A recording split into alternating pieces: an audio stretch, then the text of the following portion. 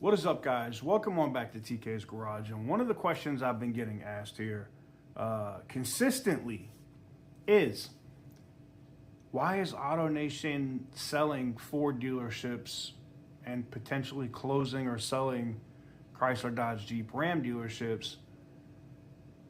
Let's get into it.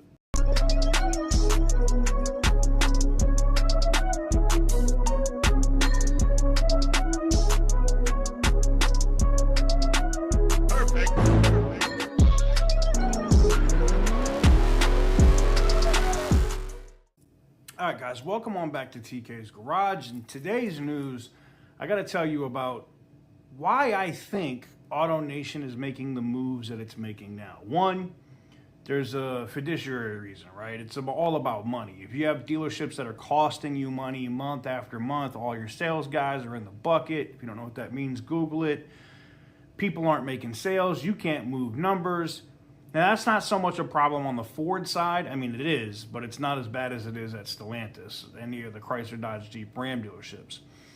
So what AutoNation is trying to do is they are moving or removing some of these dealerships that just don't make money, or selling them to other people that want a Ford or a Chrysler, Dodge, Jeep, Ram franchise. Now, you're going to say, well, why is that happening? Well, if you didn't know, the man on top at AutoNation formerly comes from FCA, which is now Stellantis. And one of the things that I think AutoNation is getting prepared to do with recent events is sell Chinese electric vehicles. Now, I know you're going to say, whoa, where is this coming from? How could you say such a thing? Think about it.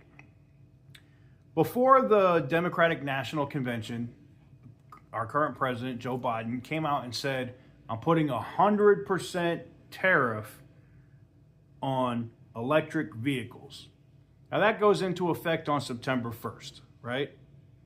Now, news reports, and I'm sure I've probably already published an article at this point on this,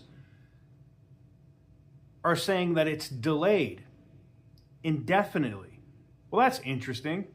I wonder why that would happen. Well, if one of your political party's massive donors happens to be one of the largest car dealer networks in the country, you might hold off on that if there's a deal that could be worth billions and billions of dollars. We've talked about this with BYD, GAC, insert Chinese electric vehicle company here. They're all trying to get in, and they're all looking at different methods. BYD explored possibly picking up a nameplate like Chrysler or Plymouth to be able to just slap that nameplate on their vehicles, bypass that tariff if it was going to happen. But now I feel like, one, that Chrysler deal with BYD fell apart because the tariffs were going to be put on hold. That's part of it.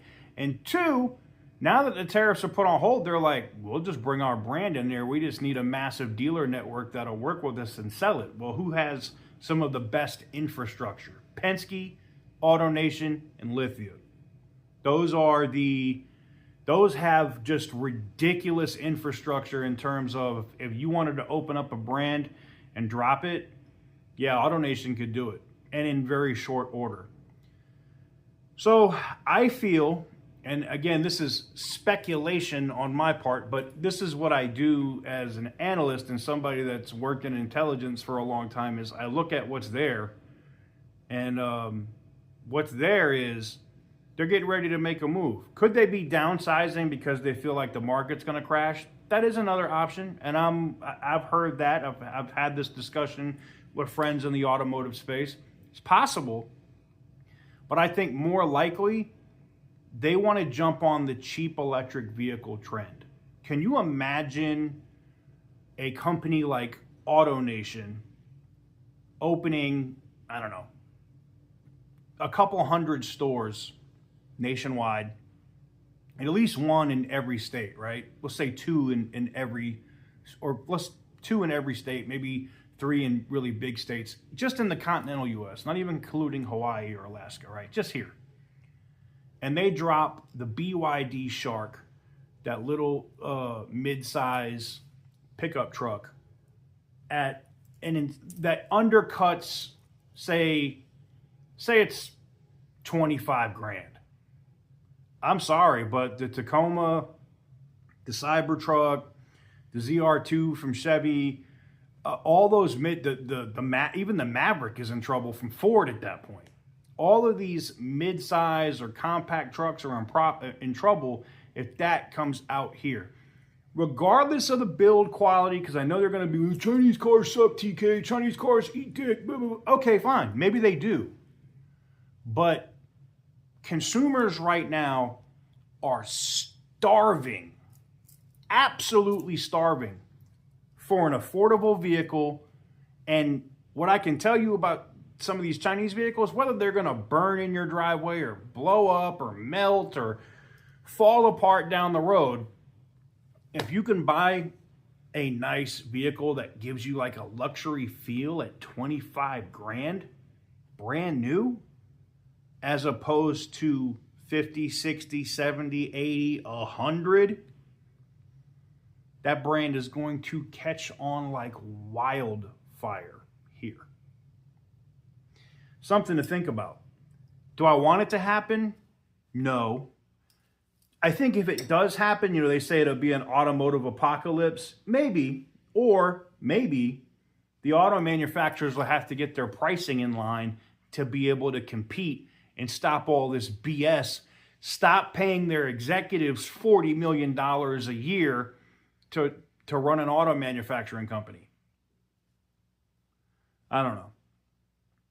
Let me know what you guys think in the comment section down below.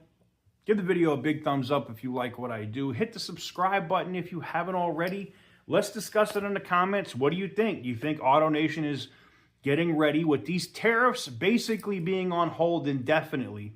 I think it does depend on what happens in the election in the next couple of months, depending on who our next president ends up being, as to whether they actually move forward with it. But I think they're getting prepared. They're making the moves now, that if they have somebody that's favorable to their position and what they want to do with these Chinese EVs, mark my words, it'll happen.